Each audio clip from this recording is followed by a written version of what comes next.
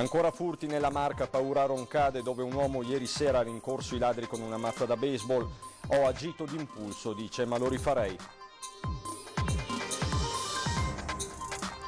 Colpi in casa, la polizia blocca a Pordenone un ladro albanese che aveva colpito 9 volte nell'ultimo mese tra Pordenonese e Trevigiano.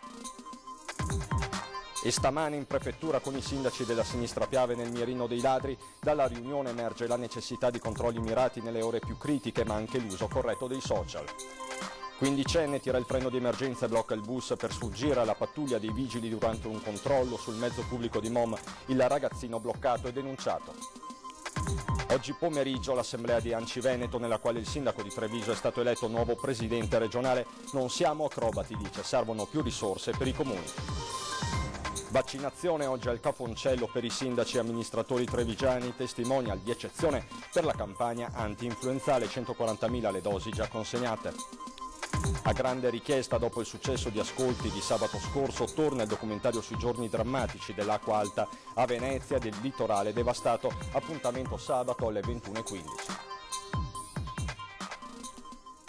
Bentrovati telespettatori di Antena 3 Nord-Est per l'edizione trevigiana dei nostri telegiornali. In apertura ancora una volta l'emergenza furti, con un episodio avvenuto ieri sera a Roncade, dove si sono vissute scene da Far West.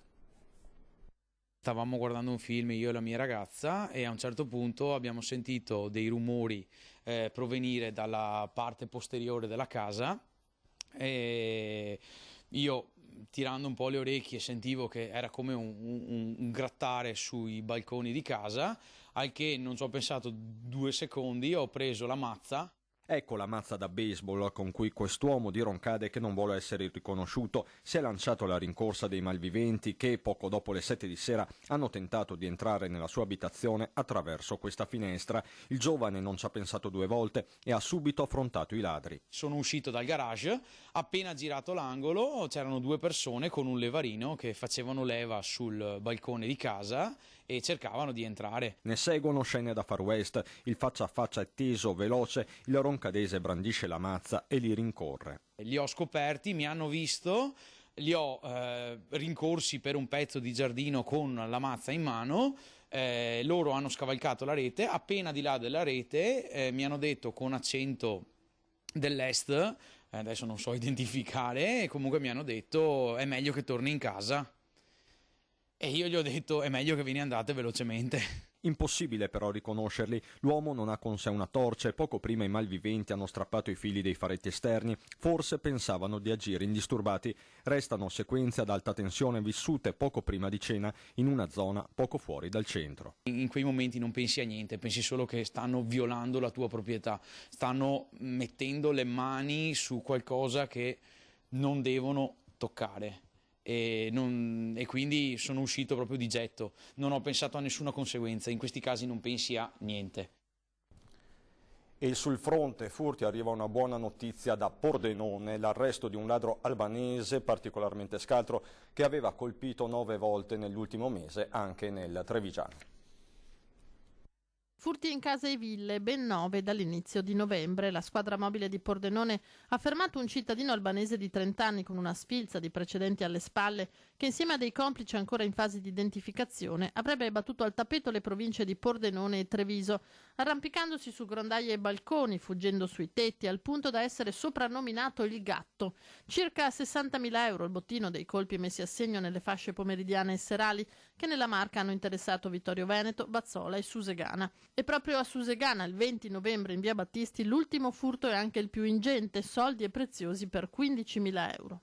Questo è un intervento determinante perché sicuramente ha una ricaduta positiva per evitare che determinati reati particolarmente allarmanti, come appunto le intrusioni nelle abitazioni, nelle ville, che venivano poi in orario più che altro pomeridiano serale, se non prontamente bloccato, possono poi assumere carattere praticamente allarmistico, e quindi è stato un intervento tempestivo e sicuramente quantomeno risolutore e contenitore. La polizia ha perquisito i 2 immobili che erano in uso al trentenne, uno a Pordenone e l'altro a Vazzola, e la sua auto, riuscendo così a recuperare parte della refurtiva, monili in oro, pietre preziose e orologi per un valore complessivo di 20.000 euro. Sequestrati anche attrezzi da scasso, una pistola a giocattolo, indumenti neri ancora bagnati, forti piogge nelle serate scelte dal gruppetto per le sue scorribande, utili anche ad agire con meno occhi possibili intorno. Sono cellule composte da 2 o 3 persone, quindi anche estremamente mobili sul territorio e di difficile aggressione investigativa, e poi prevalentemente sono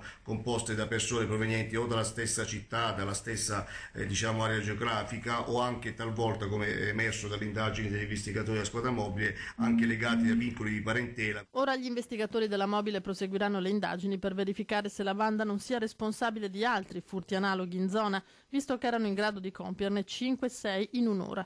Intanto, nel corso della perquisizione a Vazzola è stato trovato all'interno dell'immobile un 25enne, anche lui albanese, pregiudicato, senza documenti, su cui già pendeva un decreto di espulsione dall'Italia. Vertice questa mattina in prefettura a Treviso con i sindaci della sinistra Piave nel mirino sempre dei ladri.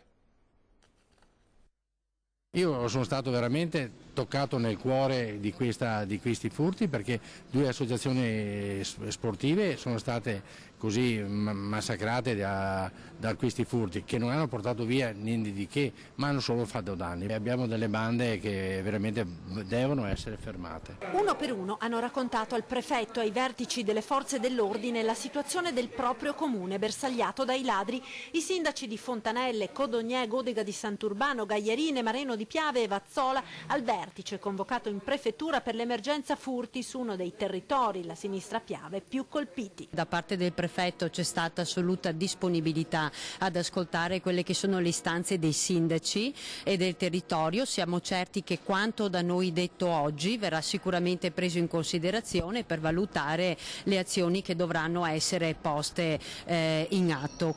Più controlli da parte delle forze dell'ordine, la richiesta dei sindaci, soprattutto negli orari di maggiorazione dei ladri tra il tardo pomeriggio e la sera, anche perché nei piccoli comuni con personale ridotto all'osso è difficile garantire il controllo del territorio da parte della polizia locale. Stiamo ragionando anche di mettersi insieme come i comuni, ma se non abbiamo la forza e la potenzialità di avere il personale, come possiamo aiutare i carabinieri, le guardie di finanza? Garantita la presenza delle forze dell'ordine chiamate in questo momento ad un impegno ancora maggiore sul territorio. Importante la collaborazione dei cittadini con il controllo del vicinato, purché effettuato con modalità tali da non intralciare il lavoro di polizia e carabinieri o peggio mettere a repentaglio la sicurezza stessa dei cittadini, rischio che si corre quando gli animi sono esasperati. Quando c'è l'esasperazione ogni cittadino poi fa quello che ritiene più opportuno. Il nostro compito da sindaci, da amministratori è quello comunque sia di tenere sotto controllo e soprattutto lavorare in collaborazione con le forze dell'ordine. No alle ronde spontanee ed un appello all'uso oculato dei social che nelle ultime settimane hanno scatenato psicosi o pericolose cacce al ladro che magari ladro non era. Sicuramente va bene tenere gli occhi vigili, va bene tenere lo sguardo quindi aperto, controllare tutta quella che è la situazione del proprio vicinato, tenere sotto controllo la propria casa, però senza creare panico.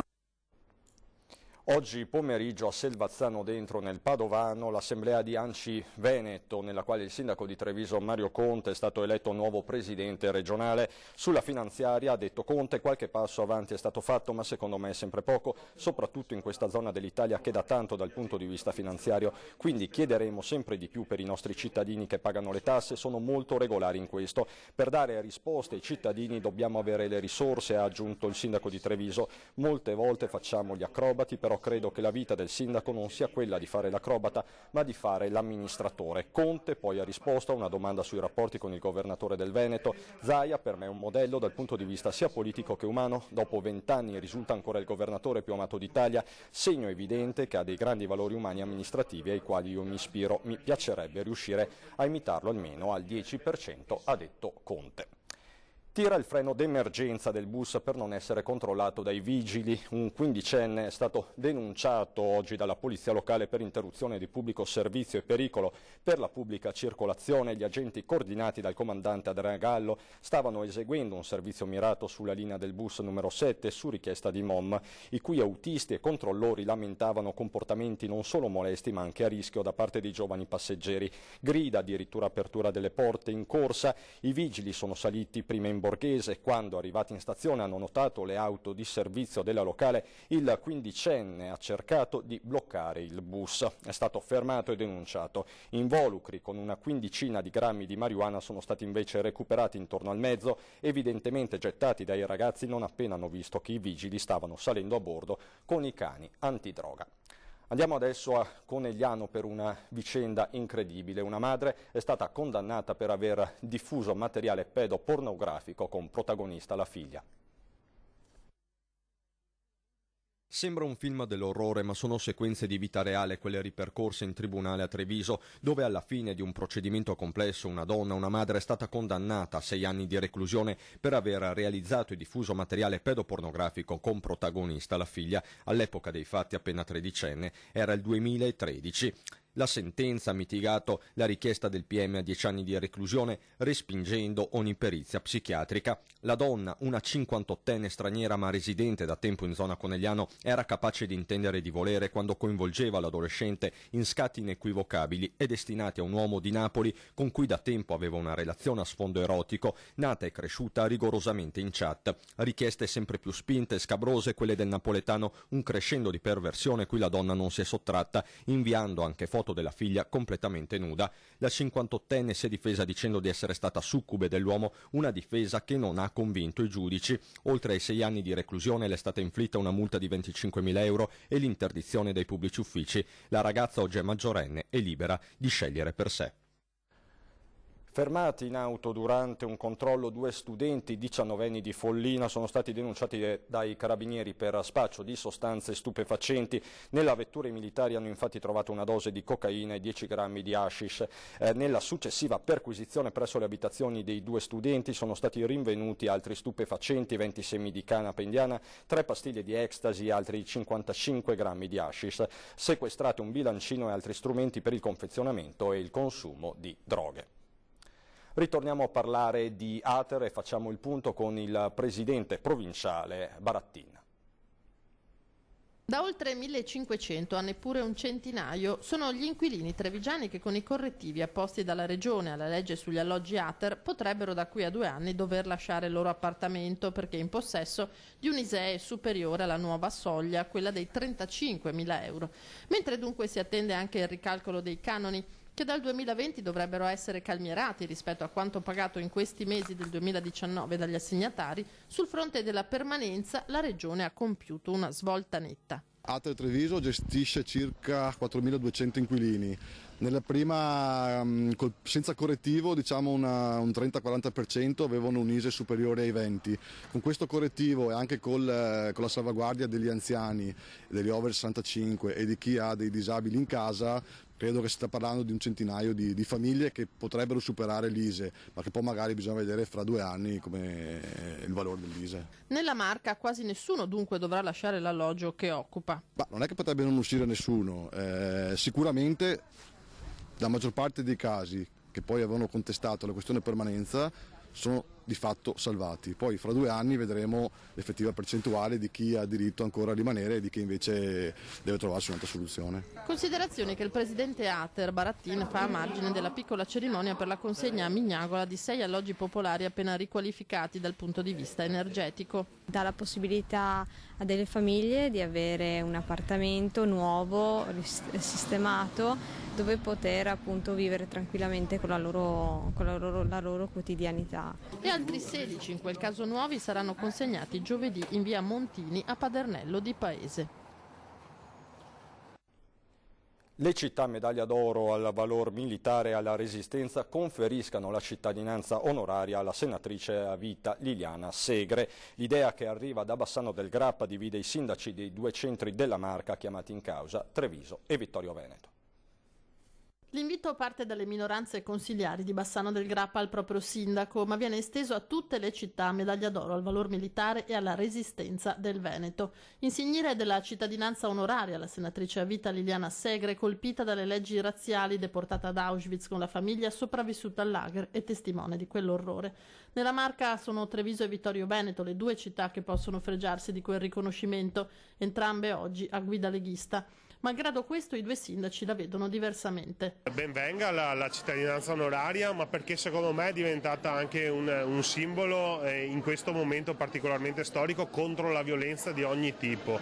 Purtroppo lei il suo passato, che l'ha segnata sicuramente, oggi è stato anche un po' strumentalizzato, è stato motivo di grandi polemiche, quindi credo che sia un grande insegnamento dare la cittadinanza civica onoraria alla Segre. Massima considerazione per Liliana Segre e la sua storia anche da Antonio Miatto, sindaco di Vittorio Veneto, che però guarda con sospetto all'iniziativa in sé. Da parte nostra, se fossimo gli unici a darla e dando a questo il significato che deve avere, noi siamo disponibili a darla senz'altro, ma vedere questa coralità generalizzata mi pare tanto un'esagerazione. Che possa essere auspicabile il riconoscimento del significato della figura della Segre, certamente non si può che essere d'accordo, però questa estensione generalizzata, ripeto, di concessione di cittadinanza mi sa tanto di sceneggiata.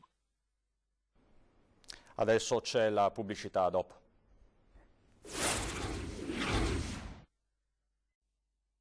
Di nuovo in studio per parlare di influenza. Vaccinazione in massa oggi al Cafoncello di Treviso con i sindaci e amministratori della Marca, testimonial di eccezione per la campagna anti-influenzale.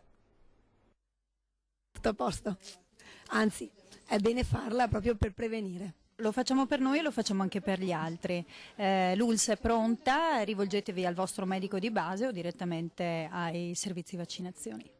Una foto di gruppo e poi via tutti a vaccinarsi contro l'influenza stagionale rigorosamente con fascia tricolore. Il messaggio lanciato dal Cafoncello è forte e chiaro: vaccinarsi si può e si deve, non solo le fasce più deboli o a rischio. L'ULSS 2 Marca Trevigiana è mobilitata, come confermano i dati. Sono state distribuite 140.000 dosi, la maggior parte ai medici di medicina generale che stanno vaccinando. Le attività vaccinali anti-influenzale termineranno con il mese di dicembre e quindi siamo ancora in fase operativa. Le richieste per vaccinarsi contro l'influenza sono in graduale aumento, così come si registra un record nelle vaccinazioni contro le malattie principali per i bambini di 2 anni, dal morbillo alla pertosse. Al 31 dicembre la percentuale potrebbe superare il 95% del totale. Un effetto della legge sull'obbligo, ma non solo, anche di un maturato convincimento del lavoro dei nostri operatori, dell'impegno sul territorio, del lavoro anche dei sindaci che oggi sono qui con noi. E sabato sera torna a grande richiesta alle 21:15 il documentario L'Apocalisse di Venezia, il racconto dei giorni che hanno messo in ginocchio Venezia con l'acqua alta, dei record in primo piano nelle nostre edizioni straordinarie che vi hanno aggiornato ora dopo ora su quanto stava accadendo non solo nel capoluogo lagunare. Dopo i grandi ascolti di sabato scorso ci avete chiesto di rivederlo, appuntamento dunque sabato alle 21:15. Adesso andiamo a Belluno.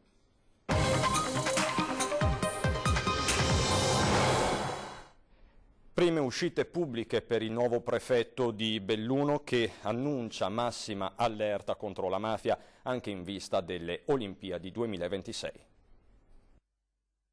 La presenza di denaro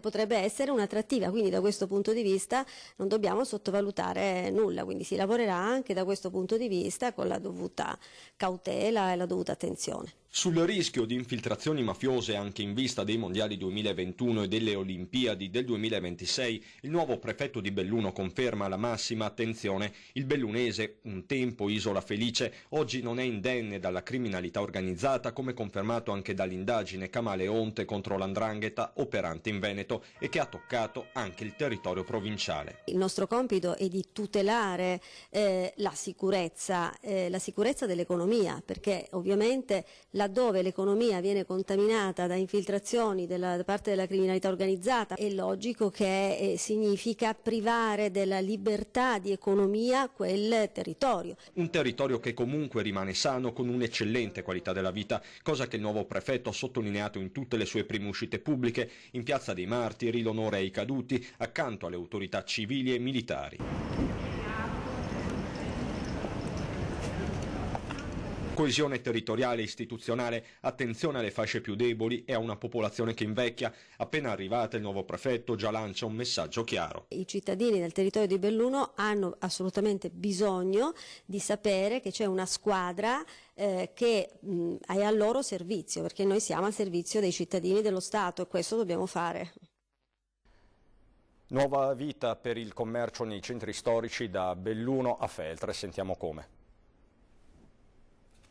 Nell'era del commercio elettronico e dei centri commerciali, la sfida è ancora più ambiziosa: riportare i bellunesi in città. Da Belluno a Feltre, passando per Ponte nelle Alpi, sono pronte a partire diverse iniziative per oltre €500.000 di euro, grazie anche ai €250.000 erogati dalla Regione con il bando sui distretti commerciali. A Feltre i negozi del centro saranno dotati di fasciatoi, seggiolini, piccole biblioteche, una svolta family, mentre a Ponte si studiano parcheggi per le neomamme e servizi di bus navetta. Lo stesso sindaco del capoluogo Massaro parla degli errori del passato quando si favorì la logica dei centri commerciali. Hanno decretato queste misure la morte dei centri storici e noi stiamo facendo esattamente il percorso contrario, cercando di riportare in centro uffici pubblici, di riportare servizi sicuramente e di aiutare i commercianti proprio a far emergere quella particolarità dell'offerta commerciale che può contrastare l'e-commerce. E a Belluno si guarda al rilancio di Via Psaro, come fatto in passato per Via Mezzaterra, con sgravi fiscali per le attività. Proprio in Via Mezzaterra sono nate nuove attività commerciali, come la torteria di questa giovane ragazza del Cadore. Molto contenta e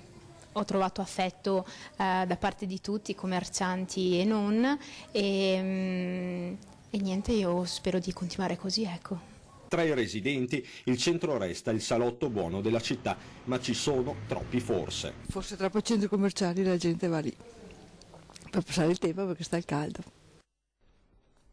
Dopo di noi a 20:10 lo scrittore Andrea Zanetti. Adesso invece ci sono le previsioni del tempo. Da Treviso e Belluno è tutto, buon proseguimento di serata con la programmazione di Antenna 3 Nord-Est.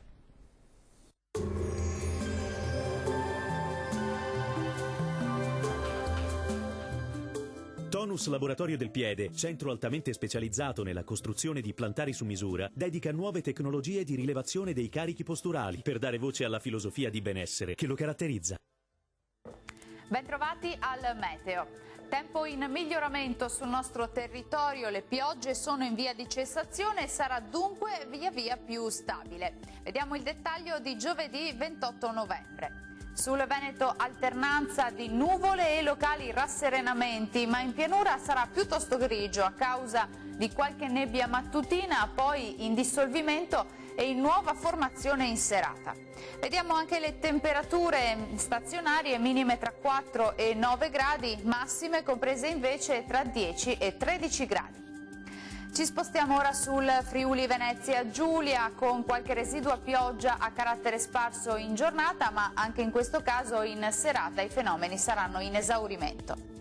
Temperature minime tra 8 e 12 gradi, massime oscillanti invece tra i 12 e i 13 gradi. Uno sguardo infine al Trentino Alto Adige, dove avremo locali foschie al mattino sui settori meridionali della nostra regione, maggiori spazi soleggiati invece altrove. Temperature minime tra 3 e 4 gradi, massime vedete sugli 11 gradi circa. Dal meteo di Antenna 3 per ora è tutto, grazie per l'attenzione e arrivederci.